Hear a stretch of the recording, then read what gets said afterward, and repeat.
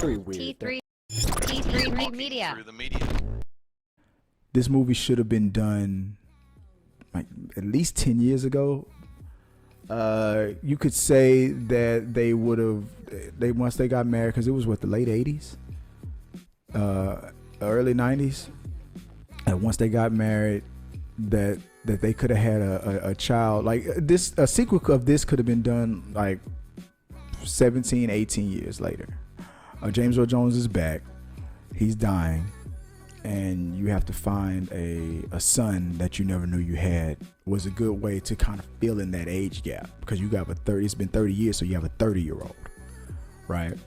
So that was a good. I feel like if this movie would have been done sooner, it would have been totally different. Maybe they still would have had all girls, but she would have found a king probably the same way her dad did. She probably would have gone to America and found a king. It probably would have been like almost plot for plot the same storyline, but they didn't. Because of that extra 10 years gap, I decided to do it this way. So Akeem finds out that he has a illegitimate son, a bastard, in America, because he was, let's just call it what it is, sexually assaulted by Leslie Jones's character, LaBelle, who, by the way,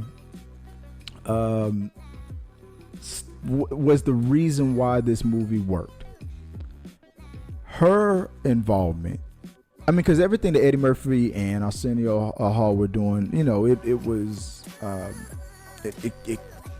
elevated, and it gave you those nostalgic feels from the first one. But as far as moving forward or something new, without just rehashing old jokes or old elements, of course you're gonna have the same people coming back. That's what you want, but you also want to feel something new, is that you can be excited for. Like, I can see a whole movie on this, and that to me was Leslie Jones. Everything that she was doing made you feel like she was a part of that old school Eddie Murphy clique from the original, from those stuff from back then. Like, she could have been a part of Eddie's clique back in the day. So I feel like she was doing that. Wesley Snipes also surprised me with his character.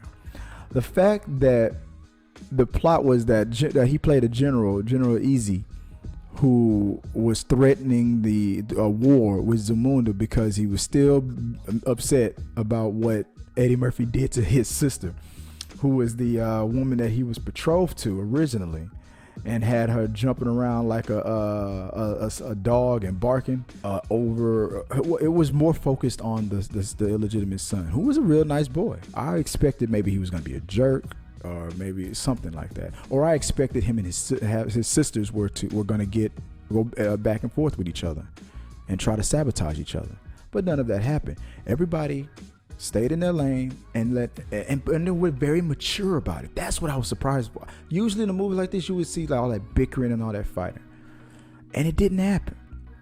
Everybody stayed in their lane, and they used wisdom and kindness. And that's what I really enjoyed about this movie.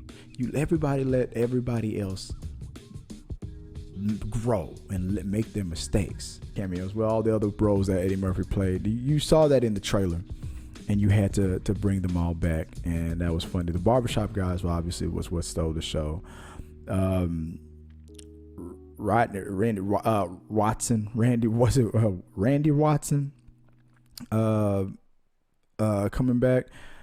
It was needed, but it was forced, and didn't. I enjoyed other characters that were the new ones, like the new one that Arsenio Hall played, the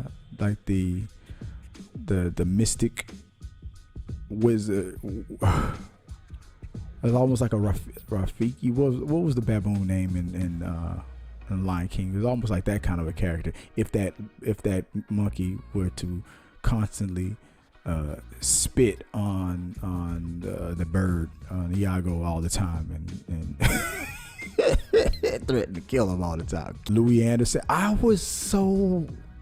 couldn't tell. I'm gonna have to go back and look. Did he have a name badge that said like manager or anything like that? They showed they had a McDowell's in Zamunda. They got the McMuffin, we got the McStuffin. Man, come on, man. And the way he just looked, different. I just kept like, I felt like if I was in this movie, I'd have been like his assistant. It's different. It's different. It's different. I'd just be saying, I'd be his hype man. It's different. Everybody in here was genuinely nice.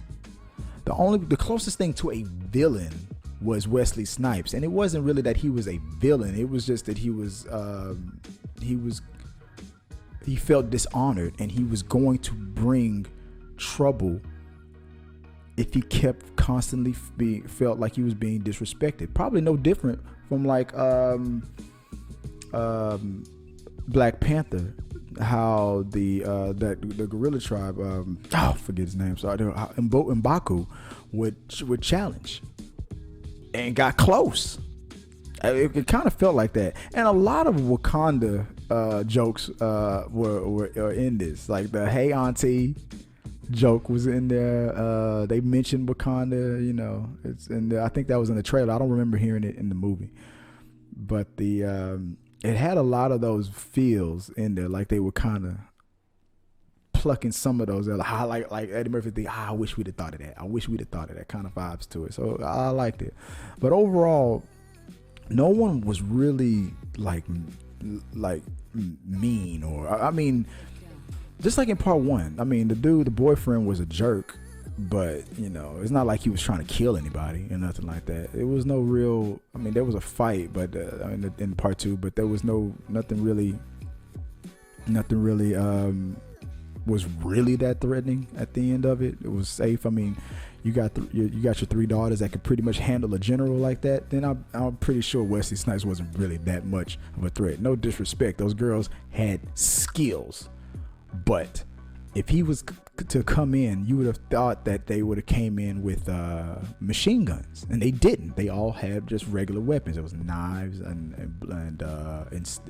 staffs. So I could feel that Eddie Murphy didn't, when he produced it, he didn't want this to be like a Blood Diamonds type of or kind of a thing where they just all the people, because the majority of the cast is black, and you don't want to have them all just being depicted as just being that one way. So he kept the violence to a limit, and I kind of like that. I enjoy it. It made this, even though this is a rated R movie, I believe. Was it P? No, this was PG-13.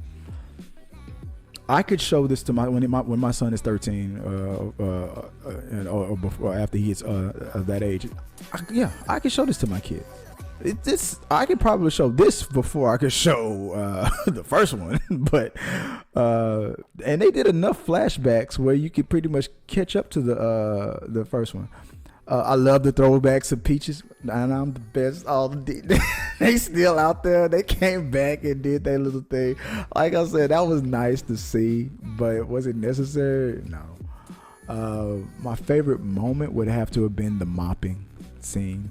If you've watched it, you know what I'm talking about. The fact that he would ground himself and come back to what worked for his character in part one was really nice to see. And of course the butt kissing with Arsenio Hall trying to butt kiss to James Earl Jones is like he's like, stop kissing my ass, man. That was great to see that again. And the Morgan Freeman cameo, man, that was awesome, man. The country was so sad they stopped having sex. Oh my god. Oh, the over exaggerations in this, man. Just like when they announced General Easy, when you had Michael Blackson coming in, he was like, he has the biggest penis in all of Africa. I'm like, okay. Like stuff like that. It was good. But one of the questions I wish I would have got an answer to was if Louis Anderson was still working on Fries. Maurice. They showed Samuel L. Jackson. I wish he would have made a cameo. It would have been nice to see him rehabilitated and him running his own thing, stuff like that. I used to rob her, and now look at me now, thanks to the Prince, you know. Or he's probably in jail. Who knows? But that was overall. That's what I felt about it. I liked it. I liked the overall story of it, the family, the family connection of it, the fact that it wasn't over the top with violence and things like that. Things were implied, but things weren't really taken over the top. It was a very good movie, a positive movie, a very funny movie, and the person I enjoyed the most was Leslie Jones in it, so I had a good time with it, and I think you will too. And it's worth a trip back to Zamunda to check these guys out and share your thoughts and let us know what you guys think about it. Did you enjoy it? What was your favorite moments in the movie? Comment below. Let me know what you guys think. Subscribe if you haven't become a subscriber already. What the hell are you waiting for? And hit the like button if you like my review of this movie, and let us know what you guys think at all time. And until next time, guys, peace.